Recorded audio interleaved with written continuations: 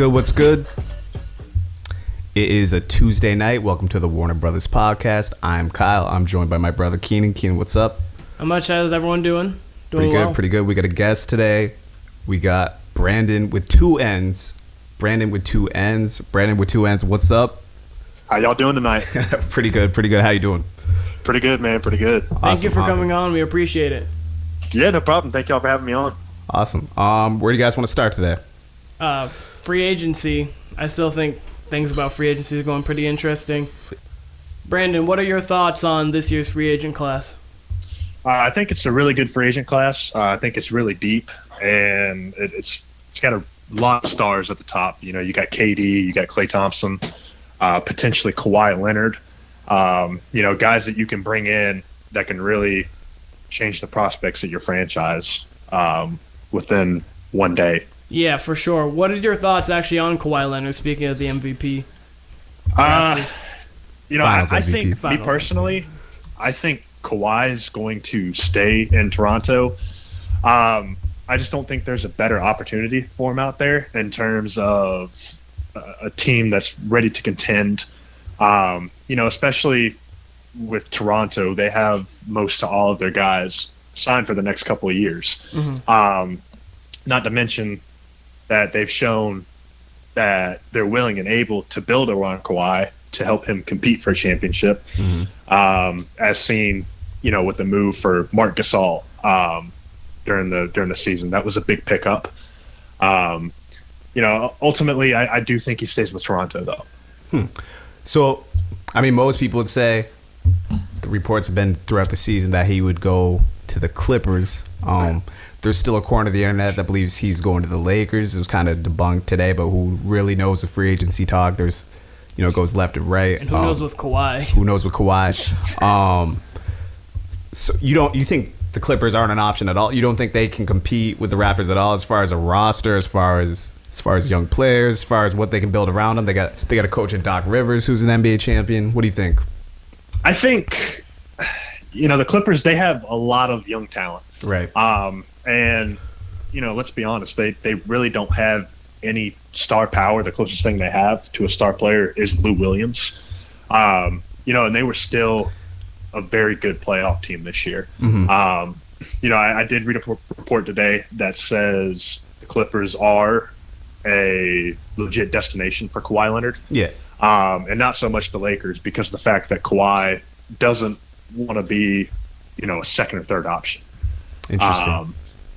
You know, he wants to be the number one guy. But I do think even if he did go to Los Angeles, I think it would be very good.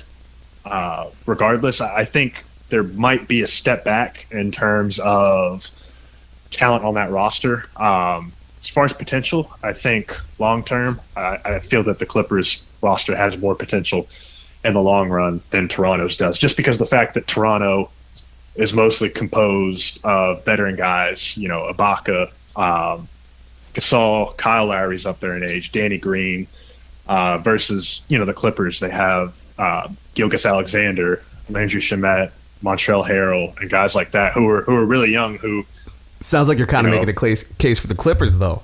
Wouldn't that be a reason why he would want to sign there? I would. I got the young talent. You know, I would definitely think so. You know, it really just depends on his priorities. You know, if he feels like he could stay in Toronto and defend the championship, then, you know, more power to him. But you're saying Raptors based on them already providing him with all that. Yeah, I think it'll be the Raptors in the end, because of the fact that they have, like I said, they've provided for him, and the fact that there's really no roster turnover. I believe the only person, I haven't really checked into it, but I know Danny Green's a free agent this year, and I think maybe one or two other guys. You know, and I also think I wouldn't be surprised if Toronto made some sort of move in free agency, maybe if they cleared cap space. I think if Kawhi stays, I think they trade Kyle Lowry. What do you think?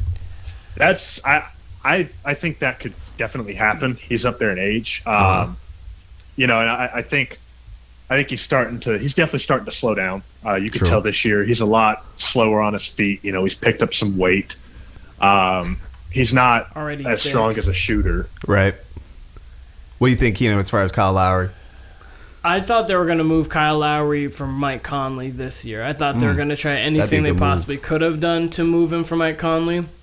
And I thought that's what they should have done. He proved me wrong because in the finals he played fantastic. But I think maybe due to the finals, and he is the longest turn Raptor, I think they may try to keep him around. It depends. I don't know how forward moving there because he is a veteran. He has, he's gained a little weight. He's starting to slow down a little bit, but they also have enough young talent to where he's now playoff proven. Because I would say, like, he's starting to actually develop as like a very quality playoff guy. And with Fred VanVleet there, he can split minutes with him throughout the season. So, because I would say Lowry's his stock's never been higher. I would say right now, maybe a few years ago before the playoff disappearances when he was an all-star point guard, he's still that all-star quality guy. But maybe now that he's fresh off a finals win, maybe now his stock is higher. I'm not sure. That'd be interesting. Maybe they insert VanVleet into that starting role. I'm not sure how they'd really feel about that. I'm very interested whether they lose or they keep Kawhi. I'm very interested in the development of Siakam. I cannot wait to see how he develops. I think he reminds me a lot of like where Kawhi was when he won his first ring with San Antonio. When we saw this potential with him, but he didn't really put it together. And then that finals, he really put it together against LeBron. Even the year before that, 2013, you could see him putting pieces together and then really assert himself into superstar in 2014. Siakam just kind of came out of nowhere, but has kind of the same tools as Kawhi as far as a defender. His handles coming, his shots already way ahead of where you'd want it to be if you would have asked ahead the of Raptors. Kawhi probably at this point. Honestly, yeah. So their development reminds me a lot of each other, which would be interesting if Siakam got a chance to learn under Kawhi for at least a few more years. They could be a type of like a Mike and Scotty type of defensive duo. You know what I mean? Yeah. The thing is too, they also have Siakam on his rookie deal. Exactly. I think he's making $2 million right. Or so the next year. So, that's good too. But eventually they're gonna have to pay up. But if he takes the next step in that development, I do think eventually he'll be a guy who they can re-sign to a max contract, who will demand that sort of value. Yeah. Definitely. Just to update on the happenings today around the NBA, Al Horford opted out of his player option, so he'll become a free agent on July 1st. Same with Harrison Barnes. That one interested me the most. There was talk of Horford opting out, opting in, whichever. Barnes I didn't hear much about, and now, the report is that he'd be working towards a Sacramento deal, but to me, Golden State?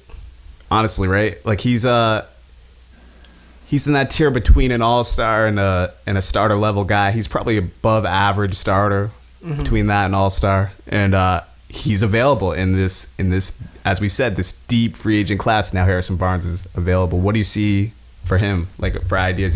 You mentioned Golden State, Keenan. What other landing spots could you see for Harrison Barnes? The Lakers, I think, would be interesting because they already have LeBron, but obviously with the era of positionless basketball, you could have a guy like Harrison Barnes who is proven, who has played against LeBron, won and lost in the finals, guy who can shoot, and also he's a decent defender, not all-time great, but he's a decent defender, so he can guard there. And teams like, say, the 76ers, all depending on what like Jimmy Butler does and stuff like that, people who need like a kind of third option guy who can get you a bucket when needed but doesn't need to be the focal point of your offense. Teams like the Sixers, teams like the Lakers, as I said, maybe even Portland. He'd fit in Portland well, too. That'd be a great pickup for Portland. I definitely think that would be a good fit in Portland. That would add, because Portland's a team, I really do feel like they need a strong third scoring option, I definitely do think Harrison Barnes would be able to provide Portland with some more offense. I feel like Portland relies too much on Dame and CJ. Especially you saw it in the series against Golden State. They really, if Lillard and McCollum aren't on, then there's really nobody else on that team. Yeah, they need that third guy. What's that? They need that third guy. Yeah, exactly. They picked up Rodney Hood as a free agent. Rodney Hood, early on in his career, he was a guy that could go out and get you buckets, whether it was as a starter or, as a six man or a guy off the bench as a rotational guy. He really didn't show that. At times he looked like he was very hesitant to go and get his own shot. And a lot of the shots this year just didn't fall for him. I was impressed with him in the playoffs. I think he could eventually emerge into that third guy, or maybe even that fourth or fifth guy on Portland, because he showed more in these playoffs than he did with Cleveland last year. I thought in Cleveland he looked like a shell of himself. Yeah, in Cleveland he really disappeared in Cleveland, and I think part of that was the whole trade to Cleveland. I think it was a bad situation. Yeah. Especially because whenever you play with LeBron James, you have to be able to be a spot-up three-point shooter. Mm-hmm. And that's not really his game. He's more of I look at him as kind of like a DeMar DeRozan type player. He's strong with his mid-range. He can step out and take a few threes here and there. But, he's not going to be able to put up 5 or 6 threes a game just by spot-up shooting. Right. I think Rodney Hood's a player to me that if he is, say, the Iguodala of the Warriors in a sense, then you're a championship contender. I don't feel as you were saying, as a third option, I don't feel you're like almost there on the cusp, but you're not there because he hasn't developed yet into that player who you can go be like, okay, he's a third option who could get me 25 on a given night if needed. Not that he needs to average it, but he could go get you it. Exactly. So, also another free agent that I found very interesting this year, I don't know what he's going to do, is Khris Middleton. Kind of fitting in that Harrison Barnes kind of... He is an intriguing option because, as we mentioned, how top-heavy this class is. Mm-hmm. The people now that you add Horford and Barnes now to this group, now to this kind of, I don't want to say middle class because I guess Middleton would be upper middle class. All-star level. Yeah, you add Barnes in that group and then Horford, who's kind of a second-tier free agent now. Mm-hmm. Middleton's someone who, as you said, and Barnes and Horford, all three of those guys are someone who could immediately impact a contender or pretender almost. Pretender, someone who's coming up. Mm-hmm. That's why, in a sense, Harrison Barnes is perfect for the Kings. So if he comes back, that's a win for them. But I would say all three of those guys are someone who are ready made to win now for anybody. You can plug them in wherever. Barnes, definitely. We haven't heard a lot of since Golden State. Since he went to the Kings, he kind of reemerged. Also, last night, I don't know if you guys. We'll get to that later. We'll continue with this Middleton talk. Where do you see Middleton? You see him staying with the Bucks? I think he probably should stay with the Bucks. I think that would be the best situation because they can offer him the most money. 1, 2. It's really hard pressed to find almost a better fit. But I mean, I think in Milwaukee he fits probably the best because I think he wants to be and feels like he is a second option. Yeah, and he's not. And he's not a third, kind of like, not that he's Clay, but Clay's more so a second option than a third option. Yeah. But I mean, obviously he was a third option with Durant and Curry on your team. Anyone would be, pretty much. But I think Milwaukee actually is his best landing spot. I think he's able to free roam and do what he needs to do there. I agree. I think Middleton can play literally anywhere. He's one of those where you can just plug and play, which is why I love his game so much. I don't know... Like, if he gets the most money he can out of Milwaukee, I'm not sure that's what's best for him. If you want to tie up that much money to Middleton necessarily when you're trying to make room for Giannis after paying Eric Bledsoe. You know what I mean? Mm-hmm. Having a lot of money tied up to specifically Bledsoe with Middleton would make me a little hesitant, but they kind of have to sign him now. Yep. So it'll be interesting to see what their future is with Eric Bledsoe going forward. Because Middleton is someone you want to keep to build alongside Giannis. He's probably the perfect player to have beside Giannis.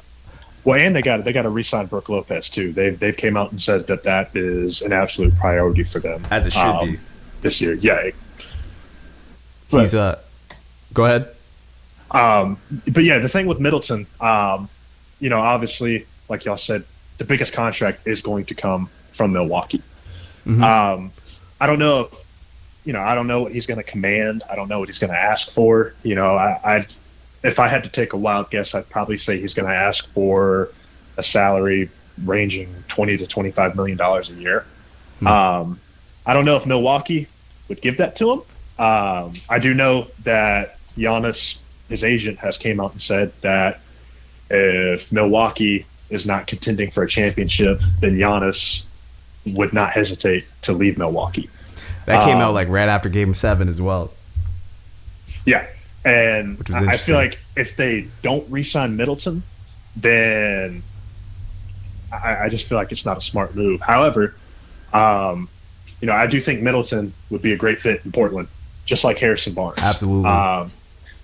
The thing with Middleton, I think Middleton is a tier 2 above Harrison Barnes. I feel like Middleton, I feel like he's a good second option to have. Mm-hmm. I feel like he could be a good sidekick to a superstar. And I feel like if you implement him in Portland with Damon McCollum, I feel like, Middleton in that system could put up, 18-6 on a nightly basis. So you think, let me ask you this, if he stays with Milwaukee, do you think him and Giannis and whoever else they get, do you think that's enough to build for a championship? Do you think Middleton can be that number 2 next to Giannis?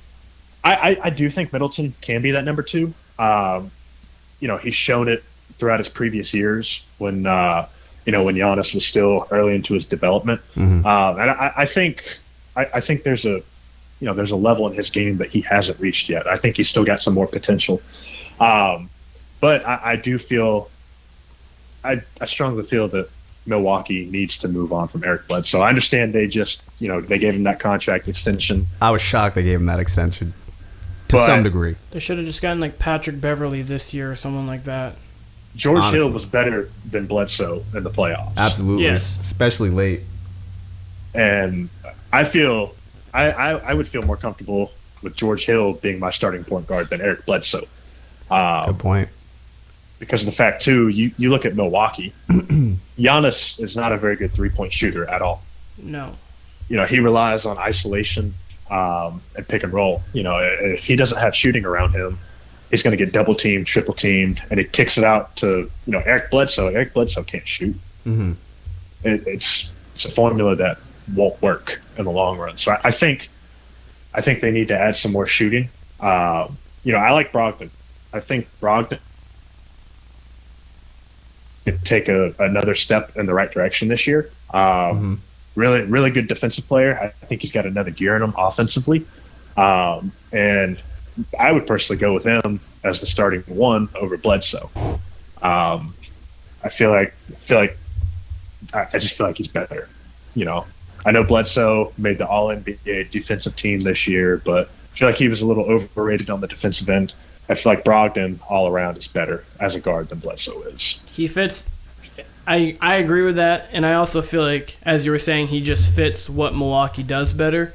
Also, Eric Bledsoe, not that it matters as much, but he also is undersized. Mm-hmm. So him being undersized kind of can get him in dilemmas when you're getting against certain matchups, because on switches, he's going to be, say, if they're playing the Warriors just per se, he's going to get a switch onto Klay Thompson. Klay Thompson could post him up, and like things like that where Brogdon's 6'5", like he's long, he can play defense, plus he also has 50, 40, 90. Yeah. So like I feel like Brogdon is the better option there. I'm very interested. I think the Bucks are going to have buyer's remorse on Eric Bledsoe. I think, around the All-Star break next year, there will be definitely looking to shop him. I think it's hard to say because Giannis is rapidly improving and Giannis is Giannis, but I think they're a team that we could potentially see a step back next year. Obviously, who knows, because we still have the draft, we still have free agency to come up, but that's one I'm looking at to maybe take a slide back, especially after that Bledsoe signing. I definitely agree with that. Speaking about people who may be overpaid, what do we think about the Rockets, Chris Paul whole situation? That is interesting. It's a very interesting situation. So we've heard a lot since the finals, or even before the finals ended, that there was some friction between Chris Paul and Harden. I haven't seen much today, but when I was at work, I saw that there was a report that Chris Paul requested a trade. Chris Paul actually went on Instagram and said, "This is news to me." Daryl Morey actually came out probably an hour after the report came out and denied the report, which is, I don't know, that's a pretty quick rebuttal from your GM. What do you guys make of this? You guys probably have heard a little more about this than me. What do you guys think of the whole Chris Paul, Rockets, Harden, that whole fiasco? If it's even a fiasco. I think in the end, Chris Paul will need to be moved. You can't have a locker room where there's turmoil, especially when your two best players aren't getting along. When the whole idea in the beginning was to bring Chris Paul in to compete for a championship. Right. I think it was a bad move because of the fact that they signed him to a 4-year, $159 million contract. Mm-hmm. And he's 34 years old right now. Mm-hmm. He's making next year. He's got a cap hit of $38 million, and then it jumps to 41, then 44. 34, 35 years old. I don't want to be paying a point guard that much money. I don't care if he's Chris Paul. I don't care if he's Steph Curry. Who can't stay healthy. Like, it'd be one thing if you could play 82 games a year and get you, but he can't stay healthy. Yeah. And his game's taken a step back as well too. Yeah. I agree with that. I was part of the camp that as soon as this trade happened to begin with, to get Chris Paul, it was signing actually, right? Sign and trade. Sorry, sign and trade. As soon as the sign and trade happened to get Chris Paul, I was part of the camp that was very skeptical because I was like, James Harden works best with the ball in his hands, and Chris Paul needs the ball in his hands. So I was the part that was skeptical, and at first it was proving me wrong. 65 games they won, got to the Western Conference Finals, lost in 7. Chris Paul got injured, maybe that's different. And then this year, Durant got injured Game 5. We know the result.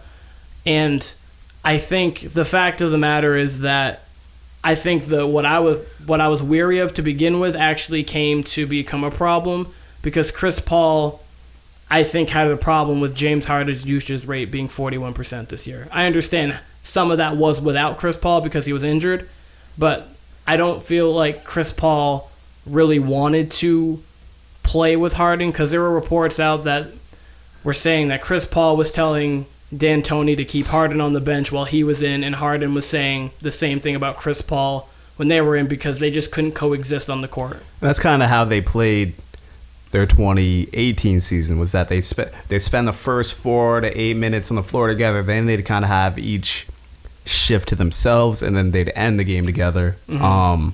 And I thought they coexisted pretty well as far as, that's why I always thought they were going to be okay, was they're each great spot-up shooters. It did not work out at the end, clearly, and I think I agree. Like, that's what the reports have been saying, that Chris Paul was like basically sick of Harden's usage from when he came back. 'Cause he came back right after Harden went on that crazy run. And it started when he left. Right. So I think he came back and was kind of like, what the hell? Like, I don't want to just be a spot up. But, Chris Paul kind of, I don't want to say has to take some blame because I get where Chris Paul's coming from if he's like, yo, Harden's supposed to be the MVP, he's supposed to be all this, and he didn't deliver. Because Chris Paul really was going at it with the Warriors this past series. I think he was the third guy. I think Eric Gordon was their second best player. Capella didn't really show up, but I thought Chris Paul was kind of being the point guard version of PJ Tucker. He was doing the little things, playing defense. Obviously wasn't the Chris Paul of old, but he was doing enough to make winning plays for them. Harden really didn't show up to me. So I think that's where the friction is. The report was that the Chris Paul and James Harden's relationship was unsalvageable. That's what Chris Paul replied to, saying that that's news to him. But as far as the trade request, though, that seems valid. Where do you think his landing spots are? Obviously, number one that comes up is the Los Angeles Lakers. I thought, honestly, Chris Paul was going to go there in free agency last year or a trade or something. I thought there was a world where he ended up in the Lakers last year. It would have been a better move for him. Honestly. A way better move. But the team that I am hearing right now and that I've seen a lot of reports is Miami. Miami has contacted Houston regarding Chris Paul. Yeah, they've contacted Houston regarding Chris Paul, Eric Gordon, and PJ Tucker. Houston right now is actually operating under the impersonation that one or more of those guys will not be on the roster at the start of the season next year. Right, yeah, because they're aggressively trying to move CP3 and Capella pretty much. I would really be trying to keep Capella because I don't think guys like him come along often. Like the pick and roll bigs that can shoot foul shots and can switch on to a guard. I don't know. He seems to be a perfect fit for what Harden does. He's just been the reason why they're looking to move him is kind of like Kevin Love when they're looking to move him is just against the Warriors. He was not good. He hasn't been good the last 2 years. The same thing with Kevin Love. They just wanted to move him even after the championship. They wanted to move Kevin Love. Talking about the Cavs? Yeah, the Cavs. When obviously LeBron was there, they wanted to move him because the Warriors were in their way, and Kevin Love and Clint Capella, respected teams, were not good against the Warriors. I also saw a report last night that possibly, I don't want to get too ahead of ourselves because I do want to say, do you think Chris Paul ends up as a Laker? Either of you, do you think Chris Paul ends up as a Laker? I don't think he leaves Houston. I don't think so either. I think he gets traded. I think he gets traded to a random team, like some whatever team, and then gets bought out, is what I think. And the issue with the whole Chris Paul trade is the fact that Houston's going to have to take back some pretty bad contracts. Definitely. You've got to match salary on that. Definitely. You've got to find a way to match $41 million worth of salary. You're going to take a 2-year contract for a bad player back. So it's to me, the only logic scenario is keeping Chris Paul. I don't think they're going to be able to trade him. I don't think people are going to want to take $41.5 million essentially a year. I think Chris Paul should be looking to either, if not go to the Lakers, he should be looking to stay on the Rockets because they're somehow in a better position than even last year to win a ring. Now with Durant and Clay Durant definitely out for the year, Clay out most of the year. I would think he'd kind of want to stay with the Rockets and run it back again. Who knows? We'll see. There's a lot of drama coming out of Houston this season between them and Mike D'Antoni. Who knows if he'll even be back because there's been reports of friction between him and Morey and him and the owner, and it's just a bunch of mess going on there. I actually saw a report last night that, no surprise here, the Timberwolves are looking to trade Andrew Wiggins, former number 1 overall pick. Well, duh. I mean, I could if you put effort in, he wouldn't be. But like, I also see him just to be. I could see the Lakers going after him as well. Like I'm not. LeBron didn't want him one time. Yeah, right. I could see if they go the Cavs route when they got Rodney Hood and all those guys. Like when they kind of just picked pieces there, I could see him going to the Lakers for that. But realistically, I think a team, maybe kind of like a Portland as a last resort, a team like that's going to take a flyer on him. He's going to end up in a pretty good situation, and he's either going to prove us all right of what we think he is, which is an underachiever, or he's going to have his actual, second wind of a career. I don't know. I don't know what you guys expect for him. Second wind at 25. Yeah, right. If I was a GM, personally, I would try to make a trade for him. I understand that the contract is bad. Minnesota gave him a contract way too early. Mm-hmm. And I think part of the issue with his attitude and his work ethic and things of that nature is the fact that he knows that he's getting $30 million a year. He doesn't have to worry about when he's going to get paid next. Yeah, one of those players who's happy getting paid and just kind of. Some people are just happy to be in the NBA, and he probably is one of those people. Seems like it. I think so, and I also think, too, it's also the culture in Minnesota because Karl Anthony Towns, great player, outstanding player, he's kind of got the same attitude. Kind of soft. Got the reputation of being soft. Yeah, and Jimmy Butler pointed it out, too, when he was in Minnesota. He definitely did do that. That. I would pay for footage of that practice where Jimmy Butler apparently took the second teamers and went against the first teamers with Towns and Wiggins and apparently just kicked their ass. And then the funniest part to me about all that is that this is all you need to know about Wiggins. After he trashed that whole team and was talking shit to the whole squad, the whole organization, Wiggins apparently dapped Jimmy Butler on the way out of practice. That was my favorite part of that whole tidbit, because I was like, that's all I need to know about Andrew Wiggins. That's exactly who he is. So who knows what his second half of his career is. Him and Wiggins definitely are not a good fit. I think we can all agree on that, correct? Who and Wiggins? I agree with that. Towns and Wiggins. Oh, yes. I think, not that this won't happen money-wise or anything, so I'm not saying they should try to do this, but I feel like if you went to a team like Toronto, a team where it's like defense first, hustle first, like all of that, it could possibly make a switch in his career. Then he could be Kawhi. Then he could, who he should be. That's what he should be. It's called a version of Kawhi Leonard. Yeah. Because he has the athleticism, the length to be a great defender. He just has to want it. But, right.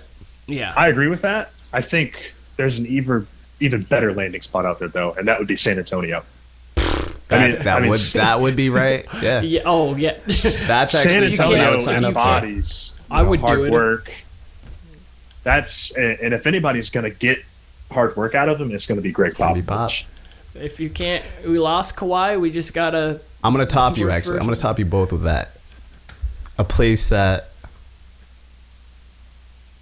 loves taking cast-offs, who's taking them to higher places. Both of your all favorite teams, the Miami Heat. Would you want Wiggins on your team? I would. I actually, I follow. I'm on Google every 15, 20 minutes, checking out Andrew Wiggins to the Heat. Yeah, just seeing if there's some trade rumors. I've heard Mike Conley, Andrew Wiggins. They're going to be movers, I think. I think Miami's going to make a lot of moves this offseason. I think so, especially Pat Riley's still there. Pat Riley is not content with mediocrity. Right. No. I'd love to have Andrew Wiggins. I think he's got a ton of talent. That's not the question. It's the work ethic and the want to.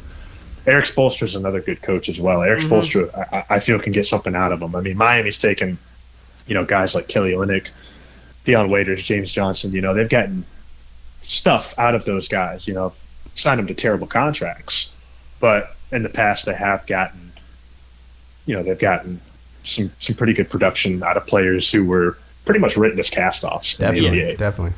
He would also add to the very athletic group that they have. The only reason why I like the move, I would like to get someone like Wiggins there. The only reason why I wouldn't like the move is because, to me, the Heat need a little more shooting. And that would just not be it, because they have Kelly can shoot, Goran Dragic can shoot. I mean, they have shooters, but they don't. They have people who can shoot, but they don't have shooters as much, because they lost Wayne Ellington and people like. Yeah. Let me ask both of y'all this. I'll start with Keenan. I'll give you a list of 5. Give me your wish list. Whether it's a free agent, whether it's a trade this guy, give me your wish list. Logical or illogical? Anything. Because obviously Kawhi would be top of the wish list, because that's. Oh yeah. He would fit so perfectly. It'd be like going from. It'd be fit perfect. So let's say Miami's a sleeper option. So let's say Kawhi, Jimmy Butler, which is an actual option. That is an actual option. I'll put Andrew Wiggins. I'll put him at like my 5th, maybe. But I mean, I'm trying to do more realistic, because obviously I would want Clay. Yeah. But I don't think. Because Kawhi, I could see real chance, but if they, yeah, I'm trying to do more realistic. I mean, this isn't like a top destination. I could see them trying to get someone like Pat Beverly, and I think he'd fit perfect there. Yep. Khris Middleton's another person who would fit there fine, and anyone you want to get rid of. Hassan Whiteside can go. Hassan, I think Dragic can go as well. Yeah, Dragic is at the point in his career where he's what he's gonna be. So for a team that needs a guard, that's like almost in contention, he'd be perfect for them. Like, I think if the Rockets, we're talking about Chris Paul maybe to the Heat, if the Rockets were gonna they'd try to get someone like Goran Dragic, because he is a guy he's a guy who's proven he works well off the ball, but does work best with the ball, but he could run like a second unit and would be fine taking a backseat to someone like Harden. Be interesting if there's some sort of scenario where there's a Chris Paul to Miami, Dragic to the Rockets. That'd actually be. I could see something like that, but I wouldn't be entirely thrilled of having Chris Paul's contract. But at the same time, if Chris Paul can can be actually CP3, then I'm fine with it. What do you think, Brandon? What about you? Oh, go ahead. My number one player, that I want Miami to acquire is actually there's two that come to mind. It would be Bradley Beal and John Wall. And What'd you say? It's kind of Bradley Beal and John Wall. John Wall? Yep. You want John Wall? I know he's got that Achilles injury. But Brandon, what? Yo, wait. You're gonna have to explain this to me. John Wall? I'm a big John Wall fan. But he's got no Achilles. I was too in 2015. I understand the Achilles injury, but that's something that you can come back from nowadays. You think so? I don't know. I think so. Kevin Durant, hope you're listening. You don't think that's the worst contract in the league, the John Wall? It's up there with Chris Paul. It is up there with Chris Paul. But in Miami's spot, what do you're not going to be able to get. You're not going to be able to get a good contract in return because the people that Miami are going to be offloading have bad contracts. They're going to throw in Whiteside. They're going to try to throw in Dragic. They're going to try to throw in James Johnson and Deion Waiters. And then on top of that, they're going to have to give up their young talent. That's going to be Winslow, Richardson, or Adebayo. They better keep Josh Richardson. I think out of those three, I think Josh Richardson is the guy that needs to stay. Yeah. Justice Winslow was pretty good as a point guard last year, but he's not a very good shooter. No. What about Jimmy Butler for you guys? Because I know that's someone you've brought up in the past. I'd love to have Jimmy Butler on the roster. I think Jimmy Butler after John Wall though. Fit. You want John Wall before Jimmy Butler? I'd probably put Jimmy Butler first on that list. All right. I was giving you a chance to save yourself. Just so we're clear, John Wall, his projected salary, okay? Yep. 2020, this will be $38 million this coming season. 2021, $41 million for the 2021 season, which is when he'll probably come back. 2022, $44 million. And then his last year where he can opt out of this. I think he's going to pick this up. He has his last year of his contract is $47 million. The reason why I said John Wall is because it was a couple weeks ago. Mm-hmm. I read a report on SB Nation that said that Miami had reached out pertaining John Wall. Really? Kind of threw around the idea. It was actually right around the same time that the Mike Conley reports were coming out. Mm-hmm. Mike Conley's actually a guy that I put on that list. He's on a pretty bad. Mm-hmm. He's on a pretty bad contract, not as bad as John Wall or Chris Paul. But I do like Mike Conley. Definitely, he's an underrated player. If you could get Mike Conley and get Jimmy Butler, you'd have to flip Goran Dragic, Hassan Whiteside, and probably give up Justice Winslow, something along those lines. I think you'd be able to keep a couple young players. James Johnson would also have to go, but I would not mind seeing Josh Richardson, Mike Conley, Jimmy Butler, and Bam go. Because I would not mind that. I was gonna say that now. You've gone from being kind of a 6 seed to being where Indiana is right now. Mm-hmm. So you could be able to compete. And what we don't know with Kevin Durant being injured and Kawhi Leonard, if he went to the Clippers, you could be a contender middle tier contender because you'd be about the level of the Celtics. Mm-hmm. You'd have the Bucks and the 76ers. All bearing the Celtics don't make any big moves, and Kyrie's gone. You would be pretty much right under those two teams and competing with everyone else. So that'd be interesting to me. I would like that outlook. They'd also, I personally feel that they'd also have to throw in 13, that 13th overall pick. Yeah, I'd be okay with that. In any trade. I definitely would too, especially, if we're going to have a starting lineup that consists of those players and then have Miami do what Miami does best, finding, veterans that are considered cast-offs and sign them to hopefully not bad contracts. Mm-hmm. They back in the day, especially with the LeBron era, the Big Three era, that's when they were really good. When it came to finding 3-and-D guys, Shane Battier, Ray Allen, guys like that, Mike Miller, James Jones, et cetera. Nowadays they kind of just throw money out there. But I'd like to see him make a couple moves this offseason. I think Pat Riley's too eager to win to ever just stand pat and just do what he does. We'll have to talk more about. Oh, go ahead. Oh, I think he's gonna. I think Jimmy Butler is probably the most logical. Logical scenario, the most likely player that he's going to go after. I'd be completely fine if he threw everything Philadelphia's way for a sign and trade or whatever. I agree.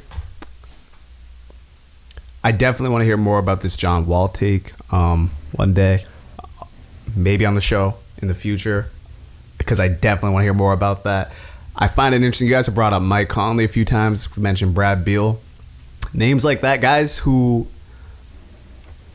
are, all NBA potential players who are just out there. Like, they're tradable, but it's not 100% sure if their trade would actually be willing. Because I think Mike Conley and Ja Morant, I think you keep those two together. That's a great scenario if you're Memphis. You know what I mean? Like, you got an older but still all-star level point guard, Ja Morant, who people think can be a potential all-star point guard. I think that's a good scenario already with Jaren Jackson and the other mix they have there. How bad is Washington as an organization? They've been inept. I ask that only to think, do you think Daryl Morey could pull off a heist and trade Chris Paul and manage to get Brad Beal out of it? Depends. They don't have a president or GM really right now. That wouldn't necessarily be a bad move for the Wizards to take Chris Paul back and maybe buy him out if they're really trying to tank. That would actually be a good deal for them. Because if the Rockets got Brad Beal, I'd be very interested to see. Got a better defending, better scoring Chris Paul at this point in your career, and you don't need the passing because you got it from Harden. Yeah. I'd be interested to see if Brad Beal is a Wizard by 2020. Because he's someone who's an instant impact guy for anybody. Same with Conley. He could change. Someone like that, it's weird. He could change the landscape of everything after everything settles. Right. It's true. I think Brad Beal's got the potential to be a number one guy. He's still young. It's true. I watched him in college at the University of Florida, and I think he's got all the tools to be a superstar. I just don't think he's gotten a chance with John Wall being there, and like y'all said, how terrible the Wizards organization is. He is definitely not afraid of the moment. You see in those playoff games, he's the one taking the big shots beside John Wall's game winner. Really, I mean, if John Wall was still healthy, those are two guys really in a world I would want. Like, John Wall without the Achilles injury, he's someone who... They were in the second best guard tandem in the league conversation, just behind Steph and Clay. Yeah. They're not. They compete. They go after it. They take it personally. I like the way they play together. They kind of feed off each other. That's obviously going to be no more to some degree. Who knows when John Wall comes back? I don't think Beal is a Wizard past 2020. Mm-hmm. But definitely an interesting outlook to see where Beal ends up, if he ends up anywhere at all this offseason, along with a bunch of other guys. There's just so many trade options. Like, everything we talk about right now, and we'll be talking about the next few weeks, all the stuff we will be speculating about personally, and then all the speculation that will actually be going on in NBA circles, to what actually happens will be insane. Because I think you never know. And we see this every summer. And it all could stem on Thursday night. And that's the thing. Thursday night, it's the draft. It's the draft. People are going to have a million. I was thinking on the way here, there's a million different takes of who's going to get taken here, who's going to get selected where, this and that. And then someone's going to come in, whether it's Boston, whether it's whoever, Atlanta, Philly, anybody. There's going to be a random trade, whether it's involving just role players, whether it's involving an actual star or, some big piece. The Pelicans will be looking to move that fourth pick. That'll be interesting. Yeah, I'll be interested to see if they take someone at that 4, if they actually move it, if they do maybe a Belichick type move and move that 4 for 2 picks. That would be a good. That's kind of a rumored Celtics trade. Go ahead. They actually reached out. I saw a report today on Legion Hoops. They're targeting Brad Beal, going back to him. I think I did see that. Yeah. If they get Brad Beal, if they get Bradley Beal, that's New Orleans is an instant contender. I think in the West, not a top 2 or 3 seed, but I think probably a 4 or 5. I agree. I think I think as they're constructed right now, we assume they take Zion, obviously, but assuming they keep everybody, because I saw a report today that the Celtics are kicking around on Drew Holiday, which I would love. But If they, go ahead. No, I was just about to add real quick. If the Pelicans could manage to get Bradley Beal and trade Drew Holiday for a piece, but that would be big for them, because I think you replace pretty much Drew Holiday with Bradley Beal, who's a better scorer, and then you go get, I don't know who you would get from the Celtics, but maybe someone like Jalen.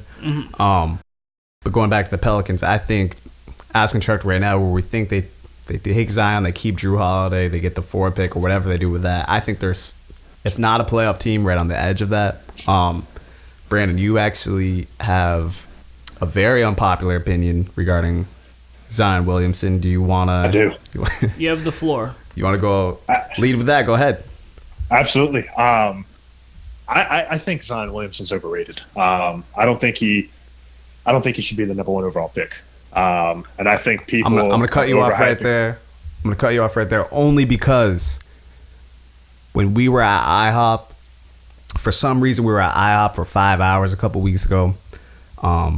You said to me, that was very nicely put, but you said to me you think Zion's going to be a bust, is what you told me at IHOP. You did not say he's overrated. You said he's going to be a bust. Are you retracting that a little bit? Are you coming around? No, not at all. I think he's overrated, and I think he's going to be a bust. Okay, Branndon. Okay. Okay, so here's my question. Bust as in what? Because obviously there's like the Anthony Bennett type of Yeah, bust. what level of bust we talking here? I don't think it's going to be Anthony Bennett type level. Will he be better Anthony than Julius Bennett, Randle? I don't think. You're talking Julius Randle right now. How he played with the Pelicans Right now, Julius Randle. I don't think so. I just can't see it. So you don't think you think? So like you see. So you think? Let's let you talk. Let's get you out of the way, and then we'll discuss. I don't think the biggest thing with him. I think people overhype him too much because of the athleticism. Fair. I don't know. I don't know what's going on. I don't know if they don't.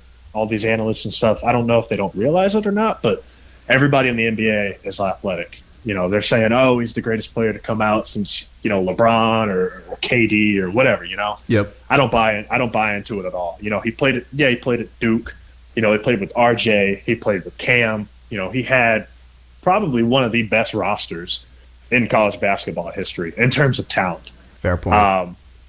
Zion Williamson, I'm looking at it right now. He's very good on the defensive end. I will admit that. If I could see him carving out a role as a defensive stopper, but I'm looking.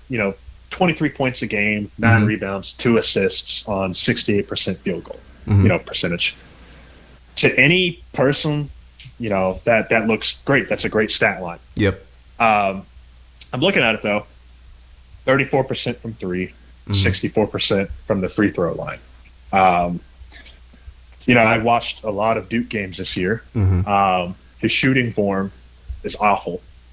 The 34%, that's a little deceiving because he really kind of faded off as the season went on, as far as his ability to make shots. I think people are putting too much on him because of his athleticism, and I don't think he's going to be able to rely solely on his athleticism because most of his points came from dunks this year. True. Let me ask you most of his points. Go ahead. Let me ask you this. So we saw, be about 10 years ago now, Blake Griffin come into the league, definitely rely on his athleticism, but still got his points, still got his rebounds, and then carved out a role later when he really started work on his game. But his first 2 or 3 years were really 22 and 10 off of pure, I'm more athletic than you. Do you think there's a world where Zion does that, or do you say he's just over it? Because I hear what you're saying. You're saying the talented guys around him kind of brought out the best in him, or made him, like him being the most athletic, he kind of stood out. I agree he's a little, I think he's overhyped. I do not think he's overrated. I don't think, it's hard for me to put him in a class with AD, Kevin Durant, and LeBron, just because LeBron, we could see the playmaking. KD, we could see him scoring, and we saw the defensive potential in Anthony Davis. When you hear guys talk about Zion, they say a lot. They throw around LeBron and they throw around someone like Blake Griffin, but Blake Griffin was at least 6'9", 6'10", where Zion's 6'7", but 280. Yeah. So you can give him a little versatility, and as you said, he's a good defender. So what do you think about that? What do you think he looks like when he comes in the league as an undersized force, some would say? The other issue that I have is if you look at the NBA right now, if you can't shoot, especially as a wing at his size, you're not going to last long. And you're saying his threes are deceiving because they're just open threes, mostly, at Duke. Yeah, most of his threes were in the corner, and he was open. Okay. Anybody should be able to knock down open threes. He couldn't buy a three to save his life when somebody had a hand in his face. I feel like at 6'7", he's way too undersized to play power forward. I think he's strong. He's an athletic specimen. He's huge, but I think in terms of size, I think he'd get picked on down low, especially by some of the bigger guys. And like I said, the shooting ability at 6'7", that kind of puts him more at the small forward position. I have a question for you. Okay. So everything you just explained to me sounded like a more athletic version of Draymond Green. The very good defense. I'm not saying he's going to be the defensive player instantly that Draymond is, but a 6'7" guy who's undersized. Draymond's only 235. Zion's 280.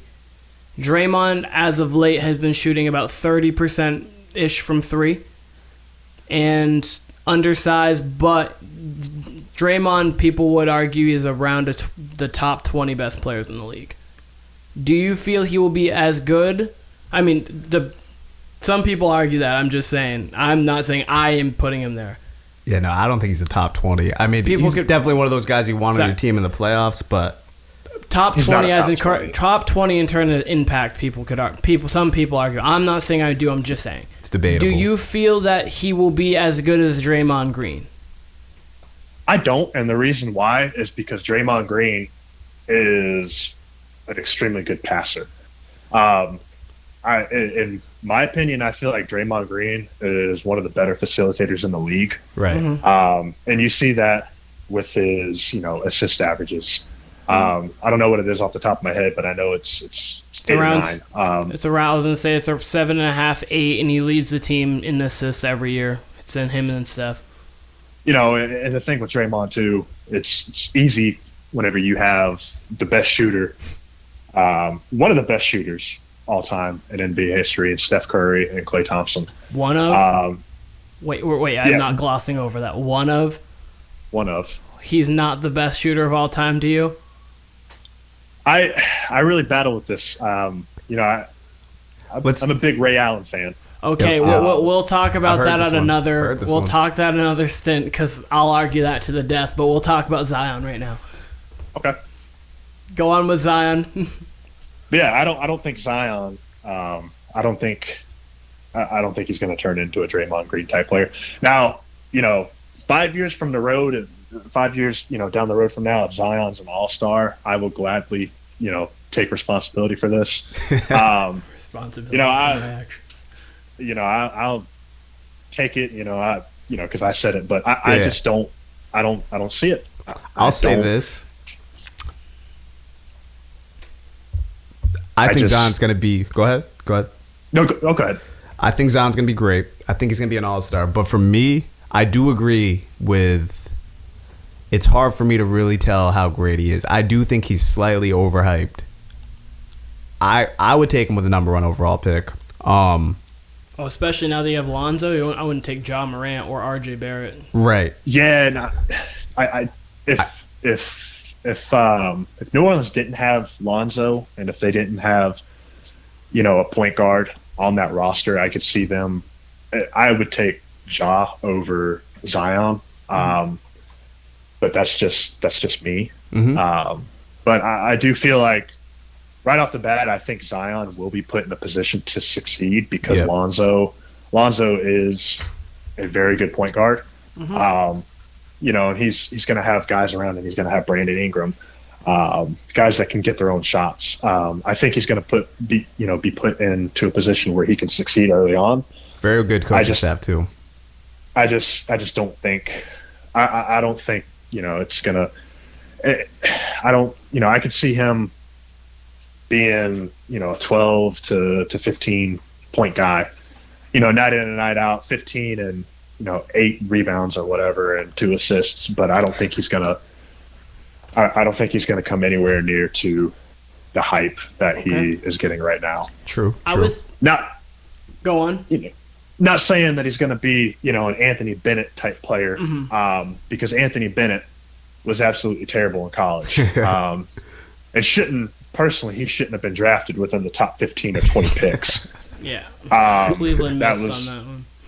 Yeah, Cleveland really missed on that one. He's not going to be that type of bust. So you think? Do you think he's like an average player, like kind of like a Kwame Brown, who just he stays, has a career, but he's never really an impact guy? Or do you think he's more of a, I think like Mike Miller was taken high and he had a good career to start and he kind of just fell into a role? Like what kind of impact are we talking long term for Zion? I think he's going to be a slightly above average player. Okay.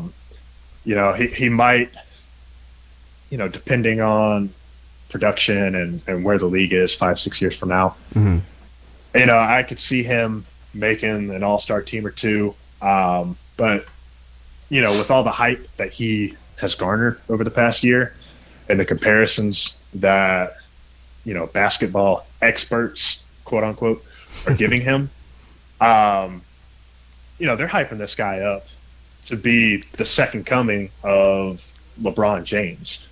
That I'm going to agree with you on. That comparison of LeBron James is always, that needs to go out the window. Like, his max to me is an athletic version of Charles Barkley, and his floor to me is. Well, Charles is athletic himself. So. No, I'm like he's a little more athletic than Charles Barkley. Like I'm saying, sorry, I should say a more athletic version of Charles Barkley because Charles was an athlete for sure, and his floor to me is what Julius Randle is right now. So I don't see what you're saying personally. That's pretty much where my gap is. I think he's going to be a perennial all-star at least. I'll say this. I've always thought... But the hype is too much. I do agree with that. I would definitely take him with number one. To me, I guess, and it's kind of like what Branndon said, I would say the most... Usually when you hear about a number one, they give you... Like last year... My mind's blank. Last year's number one... Was it Ayton? Yeah, so they pointed to him being able to later on be able to stretch the floor, but he already protects the rim well. His size you can't teach. He's athletic, this and that. There was parameters to it. Zion, I will say, like his number one selling point, and this wasn't even with Ayton, wasn't even with. You don't find this a lot. Besides Wiggins, Wiggins is probably the last guy where the number one thing they pointed to was his athleticism. That's one thing I will say. That does have bust potential, and I would say that it's not brought up nearly enough because there's nothing, no one's even pointed out whether it's rebounding. Rebounding really might be his best all-around skill right now. I think rebounding is his best skill, and I think his second best skill is shot blocking. I just, like I said, I don't think he's ever going to be a guy that flames out of the league. I think he's going to have a good 10-year career or so. Yep. Actually, he's 19, so it might be even more than that. I don't know. He might get injured. You never know. Yeah.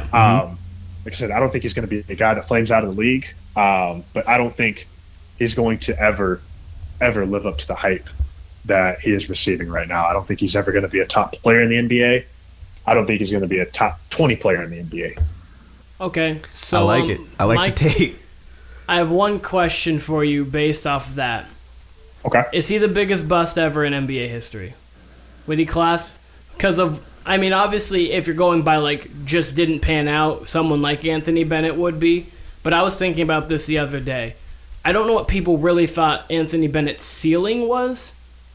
They didn't really... Let's say no one really thought of him as a number one. That was the surprise thing. That's the thing. But so would he be the biggest bust in NBA history? I think so. Because think- obviously, if you're hyping him up to be a top 20 player of all time, and he is a decent player, then yeah, I can see that. That's what I was thinking too. I think it's unfair to him too. And I will say this: I do, watching him this year at Duke was fun. And watching that whole team was really, really fun to watch.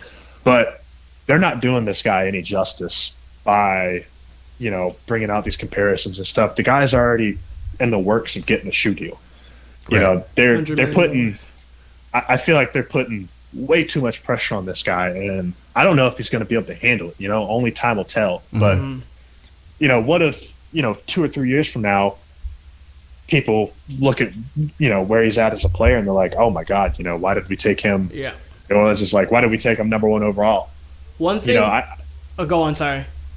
I think, if he doesn't live up to that hype, I think he will be the biggest bust ever. Fair enough.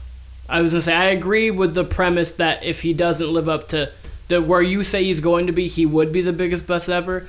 One thing that I just actually thought of that I think that is interesting is, other than LeBron James, the guy with the most hype maybe ever coming into the league for different reasons is Lonzo, and he's not. No, I'm saying not hype, pressure rather.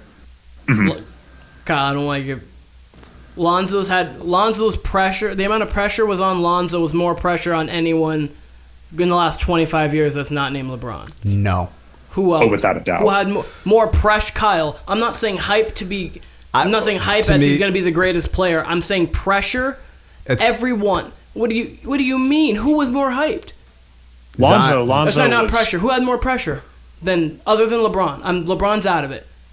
Last 25 years. So to me, it's not even a comparison because it's LeBron and then it's everyone else. If Lonzo's number 2, it's like a deep number 2. Yes, that's why I said LeBron. That's why I said LeBron's not even in the conversation right now. I'm saying no one who's came in the league in the last 25 years, other than LeBron, he's out of the conversation, has had more pressure put on him than Lonzo. And I think someone like that for Zion could actually be beneficial because it's how to deal with every single day media coverage. You've talked about Lonzo, LeVar, all of them every single day. I think that's an ESPN Fox thing, but Lonzo, I'd say Lonzo gets a lot of media attention. I wouldn't say pressure like that. I've never looked at Lonzo like that, and it's never seemed like he's felt that way. I think he's kind of, as his careers went on, it's gotten a little quieter. Well, it's gotten a little quieter. But Lonzo's not someone who leads off. Do you remember his first game in the league? Remember what Patrick Beverley was legitimate, like things like that. Every single day he was getting talked about. Every single day he was in that spotlight. That's what I'm meaning. Yeah, but and he also was. He definitely got the media attention. Sorry to cut you off, Brandon. He definitely got the media attention, but it didn't seem like he had the pressure and the hype like that. Not even to what Zion's getting. I would say even Blake Griffin had a lot of hype coming out more than Zion. More than Lonzo. Sorry. Pressure-wise, no. I don't agree. I don't think Lonzo had really, other than his dad, I would say. But because of his dad, he had that kind of pressure. Everyone.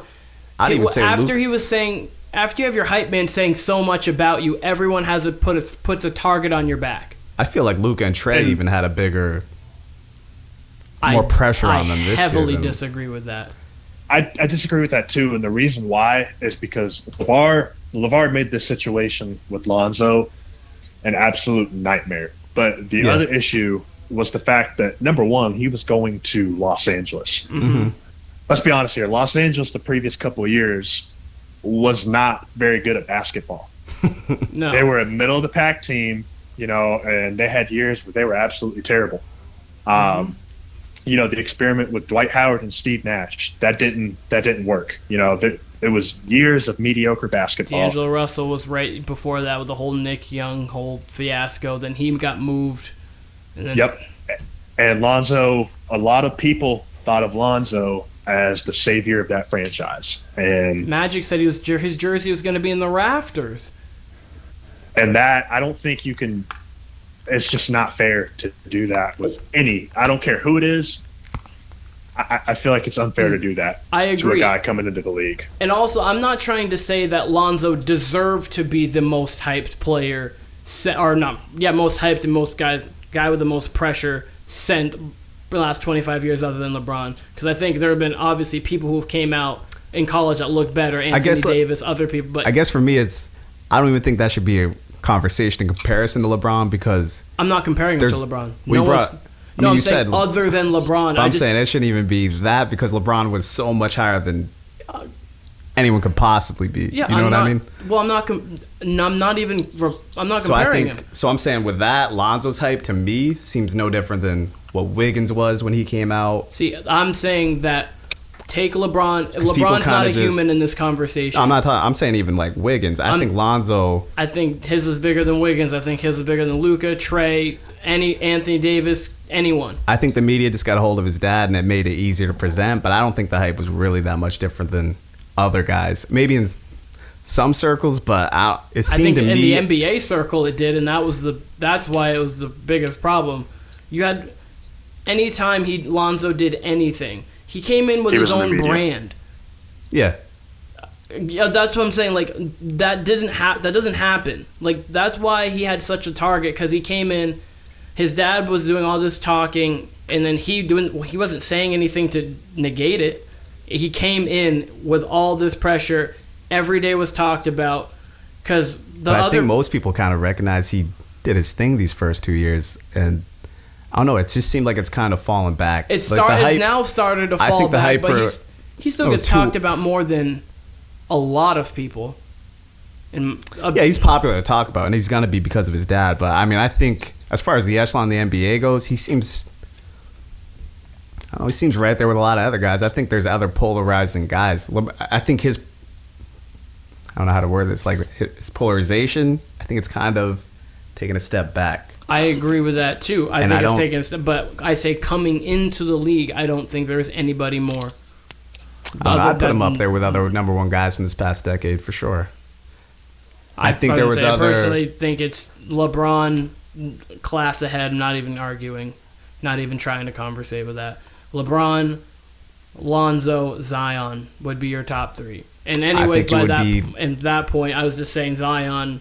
I think Zion's way more hyped than Lonzo was, and I think Lonzo really falls in line with just other top picks, really. I think the dad thing elevated it, and it was a hot button issue for that week, really. Oh, and it's been definitely, but I'm saying like really like when they were like fixating on the draft, that was definitely the hot story. But I think then he won Summer League MVP, and then it became more, and then every single game all throughout the year, then his shooting went down, and he got all. I was to say, then you saw people like LeBron talking to him after games for a long while. Like it was just a bunch of different things. Like I think he's dealing with the pressure. I think he's been a fun topic for the media, but I never got the more hype than other number ones. I never got that vibe from it. I don't know. Maybe that's just me. I think going back to the whole Zion thing, I don't mean to get off topic here. I think I could see that happening with Zion. And, it's not – New Orleans is like the 30th or 31st like market, in terms of like size and whatnot out of all the NBA teams. But I could definitely – I could definitely see that happening with Zion because there's way more expectations on him. And Lonzo did have heavy expectations put on him. I don't think Zion's going to have a LeVar Ball. LeVar, if you have a LeVar Ball in your life, that makes it even worse for you. It doesn't matter who you are. It doesn't matter if you're the first pick or the 60th pick. You actually just brought up a point I didn't really think of. What happens if, now that Lonzo is on the Pelicans, what happens if Zion goes, say he has a 10-game stretch, 8-game stretch, it's underwhelming stretch. LeVar Ball goes to the media, says something slick about Zion. Then I wonder what happens. You know what I mean? Yeah, and I think that'll be interesting because, number one, Zion, I think it's 100% done that he's going to go number one overall to New Orleans. Mm-hmm. That's going to put a lot of attention on New Orleans, and New Orleans has never had that much attention. not even with the whole Anthony Davis fiasco. That's going to bring a lot more revenue to New Orleans. And if, like Kyle was saying, if the first 8 or 10 games, if he's not living up to that, you're going to have LeVar chiming in. You're going to have, all the ESPN personalities chiming in. And at that point, it really just becomes a situation of, how does he handle it? If he doesn't, if he's the type of person that doesn't, take it to the face and he doesn't do anything about it, and he just lets it build up and build up and build up and consume him, he's going to flame out. Yeah. Anybody, that would happen to anybody, not just Zion. Anybody that walks the face of this earth, if that happens to them and they don't do anything about it, they'd be in the same situation. Mm-hmm. But with Zion, I don't, I just don't think that, I don't know how he's going to deal with the pressure. At Duke, he really didn't have to worry about that. Even in the NCAA tournament, because, like I said earlier, he did have RJ Barrett, he did have Cam Reddish. But I think they're setting him up for failure already, and I don't know if Lonzo is going to be able to talk him, into, if he has like a rough patch or whatever, if he's going to be able to talk him up or whatever, or to get his spirits up. You don't know what type of person Zion is. All you see is what the media tells you. The more we are talking about this, the more I am wondering how Zion can handle this hype. It's nothing I really thought about because he was so hyped. Obviously, we all saw him the last 3 or 4 years leading up to that Duke year online, on Instagram, all his highlights. So he's kind of dealt with that hype very well, and he dealt with the Duke hype very well. NBA hype's different. Honestly, I would like to see. Then him blowing out a shoe just elevated everything else, honestly. It was the whole, he's just obviously, as the time's gone on, he's gained more and more hype, and now he's at where he needed to be, at the pinnacle, and let's see if he can actually live up to what he is supposed to be, or what he's said to be, I should say. That's actually one of the biggest reasons why I am pegging him as overrated and as a bust. More in the bust category, because the fact that how is he going to handle, the hype, and when negativity comes, how is he going to handle that, Yep. Like I said, though, I don't think he's ever going to be a flame out of the league. I think he's got, like I said, I think he's got the potential to be a really good player on the defensive end. He's already shown the tools for that at Duke. Like I said, I think, I could see him making some all-star teams here and there, but I think if he doesn't make the All-NBA, and if he's not one of the faces of the NBA, or, whatever you want to call it, I think people label him as a bust. And it's because they're making those comparisons. They're comparing him to LeBron, to KD, and if he doesn't ever get to that level, he's a bust. Let me ask you this: Who do you think is the best player in the draft? Is it John Moran, or you think it's one of these other guys deep in the draft, or maybe an RJ Barrett, or one of these guys? Who do you think is the number one guy if it is not Zion? I'm a big fan of John Morant. The only issue that I have with John Morant is the level of competition at Murray State. Mm-hmm. He's not playing against, other top prospects like Zion did. But yeah, Ja is my favorite prospect in the draft. I actually compare Ja to Russell Westbrook. Mm-hmm. I see a lot of Westbrook in him. The only difference between those two is that Ja can shoot. Russell is probably a little bit more athletic than Ja is. I think it's unfair to compare those two based off of athleticism, because I feel like Russell is, if not the most athletic. Yeah. But point guard, I do see the comparisons there. But he's my favorite prospect in the draft. He's good on the defensive end. He's a really good facilitator. He's a really good rebounder for a guard. And he can also go out there and get his own bucket. Yeah. He can shoot the 3. He can get you some buckets from the mid-range game. He can take it from the top of the key in isolation, and he's good in the pick and roll. I think he's the most complete prospect. Like I said, with Zion, there's questions of his, 3-point shooting ability, his handles, stuff like that. I think Ja is the most complete prospect in the draft. Like I said, I would put Ja over Zion. And then I'd put Ja over Zion by a slim margin. It wouldn't be, a landslide. Okay.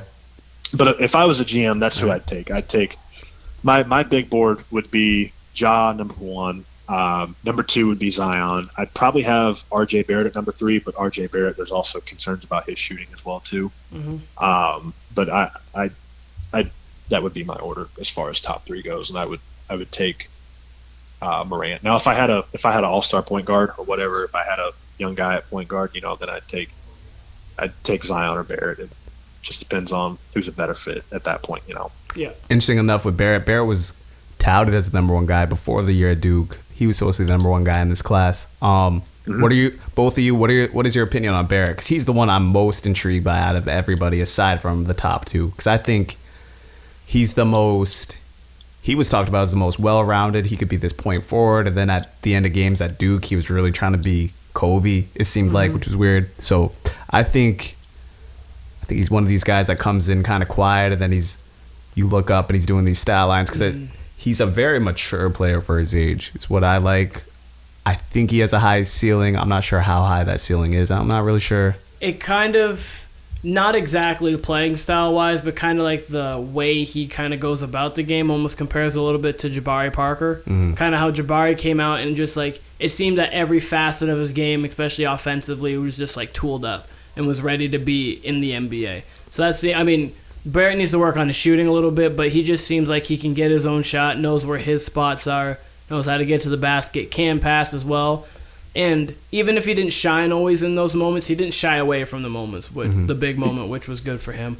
I like RJ Barrett a lot, personally. I think the Knicks at number 3, it's a no-brainer because Ja and Zion are going 1 and 2, unless Ja slips for some odd reason, which would be heaven for them. I don't foresee that happening. I don't either. It'd be heaven for the Knicks, but I think it's a slam dunk for them at 3 because he's definitely the best prospect on the board, and he's someone that one of the pieces you can start building a franchise around, I believe. I think he'll be another guy who's around a perennial all-star level. I don't know at this point. I don't think he'll be superstar level, but I think he'll be around like kind of what we think about Khris Middleton.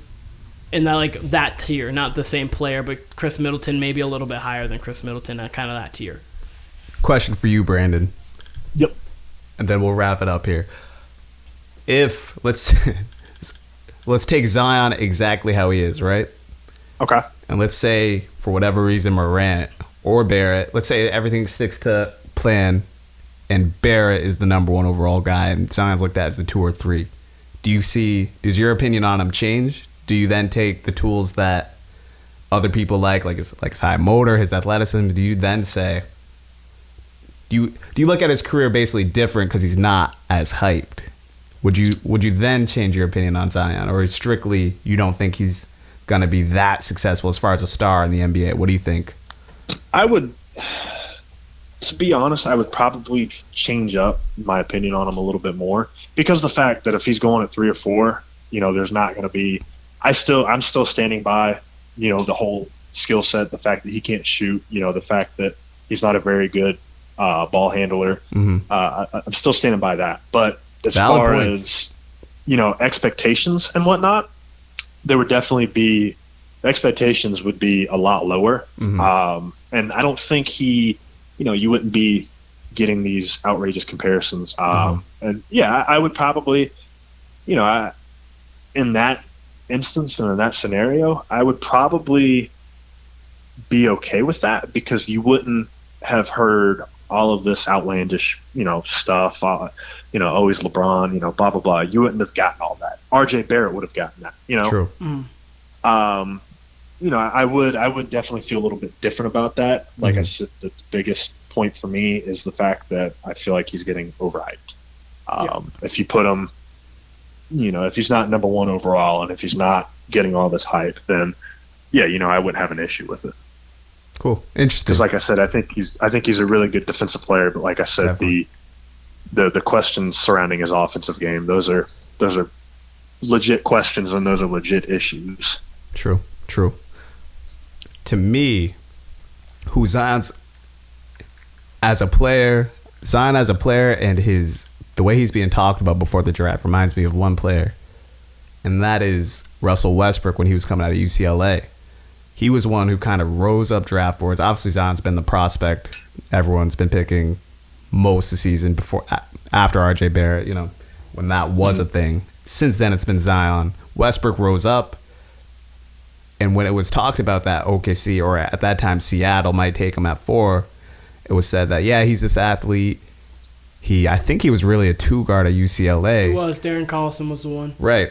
Yep. And they said they wanted to make him a 1, and that he was such a competitor. He played so hard, and that his defense was already like at an A+ level for college, and that he could immediately be an impact guy on the defensive end of the NBA. That it didn't matter what you thought he could be, that they were going to mold him into whether it's a point guard or whatever, that he's going to be something because he's so athletic. That's kind of what Zion reminds me of, is that he doesn't really have the tools.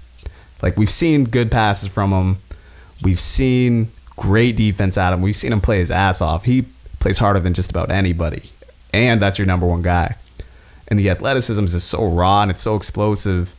I kind of feel like that's how it should be talked about. Like, yeah, he doesn't have a skill set right now as far as shooting or really much outside of rebounding and athleticism. He can handle the ball a little bit, bring it up the floor. But I think and who knows, I'm assuming New Orleans is looking at him like, wow, we can do whatever with this guy.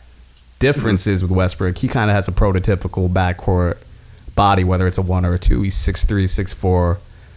Now he's bigger. He was pretty lanky coming out of college. Zion, like you said, he's undersized, and at the same time kind of oversized. He's 6'7", 280. It's not like he's 6'7", 250 or 240.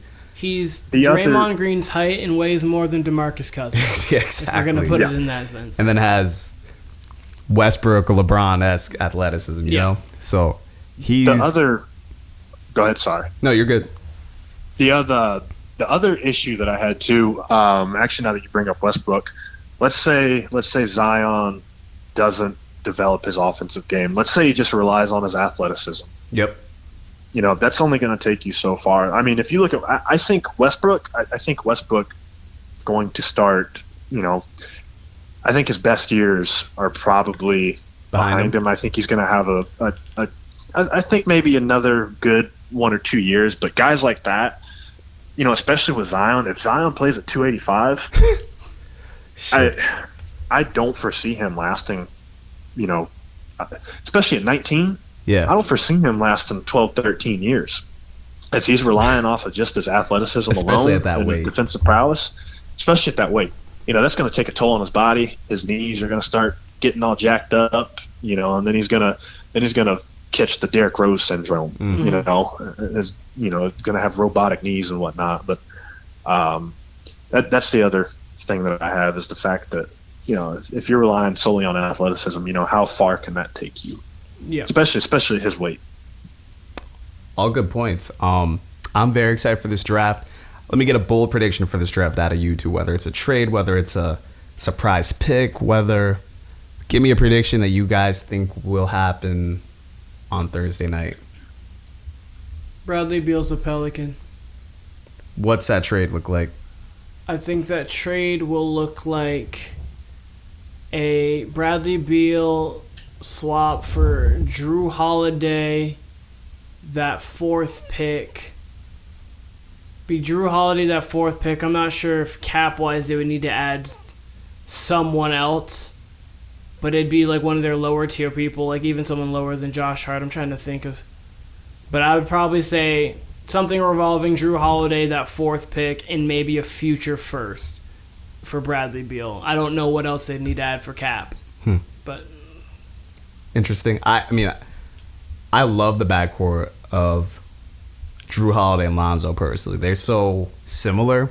Mm-hmm. They're both 6'4", 6'5", and can play either the one or the two. They're kind of seamless, the way you can fit them. So I kind of love them for the Pelicans going forward. I like that a lot. I think the Pelicans are going to think to themselves, I think they're going to kind of think what you're saying, that Lonzo and Drew do a lot of the same things, so let's get somebody who can do more of like the shooting, more of like the, I don't know, getting your own bucket more, because Bradley Beal can get a better bucket than Drew Holiday for himself. And they don't have anybody on that roster that can, even once they draft Zion, they don't have a guy that can go out and really put the game. Hope Brandon Ingram can really develop into that, but it hasn't been as consistent as they've wanted to be yet. Yeah. Bold prediction for you, Brandon? I definitely agree with the Bradley Beal trade. I think that's the most realistic option out there. But I'm going to go with something completely different. Just that way I'm not using the same thing. I wouldn't be surprised if the Philadelphia 76ers try to move up in the draft and try to acquire some talent, whether that's a sign and trade with Jimmy Butler or a sign and trade with Tobias Harris.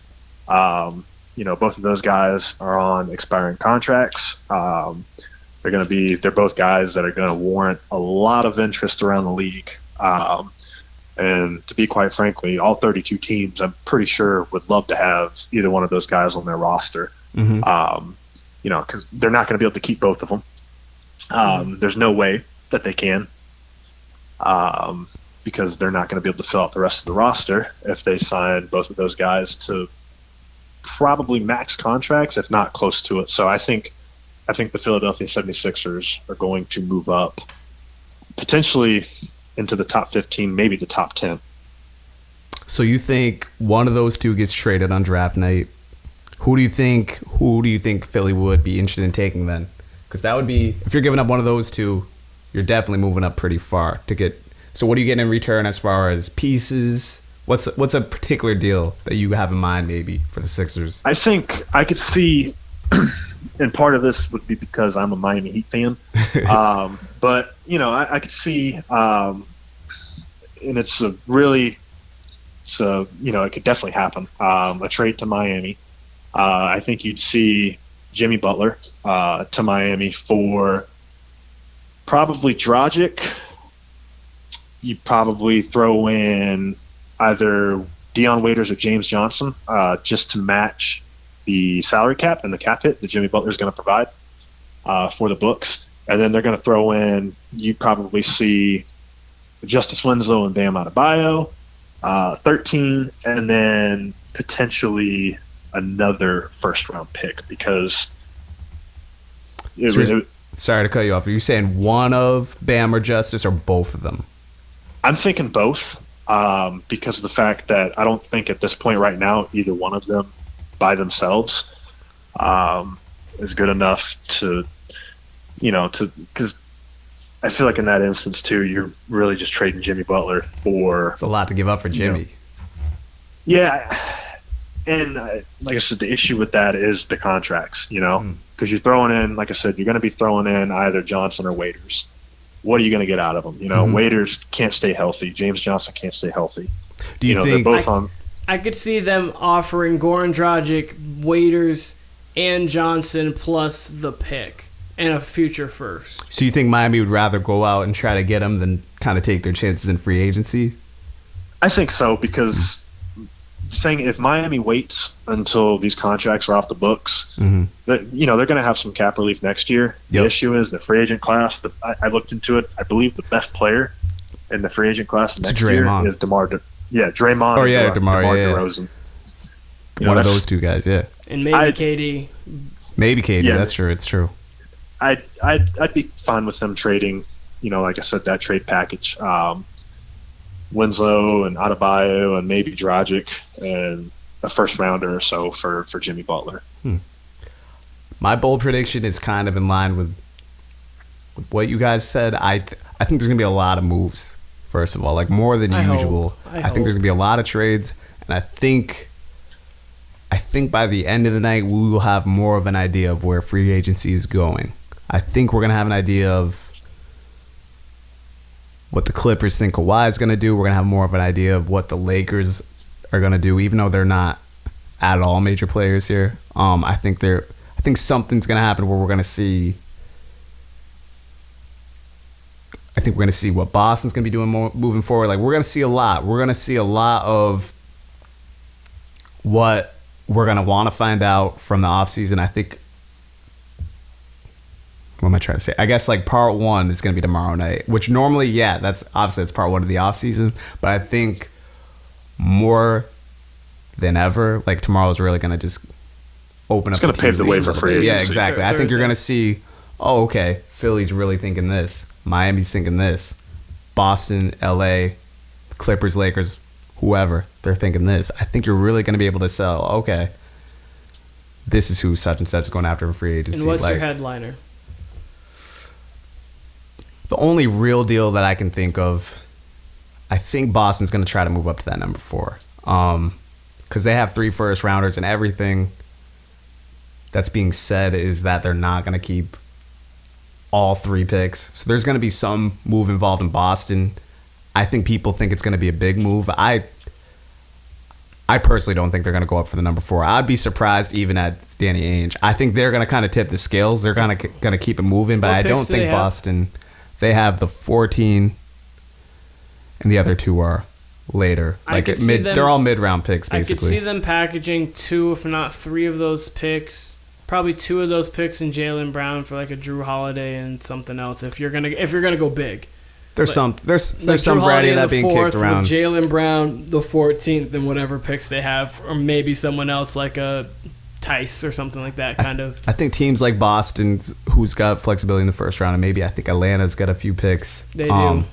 I think they're going to get the ball rolling. That's yeah. right. They are 8-10. That's one specifically I could see New Orleans trading down to get those 2. That'd be interesting because a lot of people are saying after 3-4 that the draft's not really much. Because you can go get someone like Cam Reddish could fall to you at maybe 8, or I don't know. Because usually there's always that one player in the draft that falls. I mean, Garland's been talked about at 4, but maybe some reason he could go down, or Hunter from Virginia. Virginia. For Virginia. Heck, he's also another person who's projected top 10, so I mean, I guess that's... And go ahead.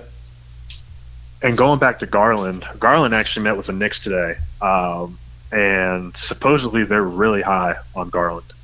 Not saying that they're going to pick him at 3. Well.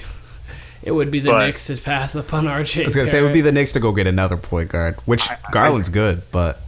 I think that would be one of the bigger headlines is the fact that Barrett, if that happens, Barrett falling past number 3. Let him fall to the Pelicans at 4. Them get Zion and Barrett. Let them... I think if you're New York, you can't pass up on RJ. RJ Barrett is a pencil in. Yeah, if there's one thing you want in today's league, it's like a versatile wing, and he's that. And it would be just like the Knicks to just take Garland, which Garland's good. That's another. There's rumors that Boston want to trade up for him.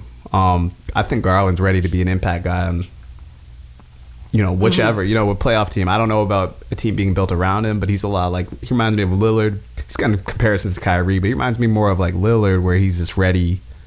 He's ready to jump in right now. He's got a mature game to him, I think, on top of having a unique game. That's about all I have today. What do you guys have any more thoughts? Anything else you want to share? I'm good. Brand, how about you? I think I got one more thing. I think the biggest steal of the draft is going to be Kevin Porter Jr. from USC. He's a shooting guard. Mm-hmm. He didn't really produce this past year.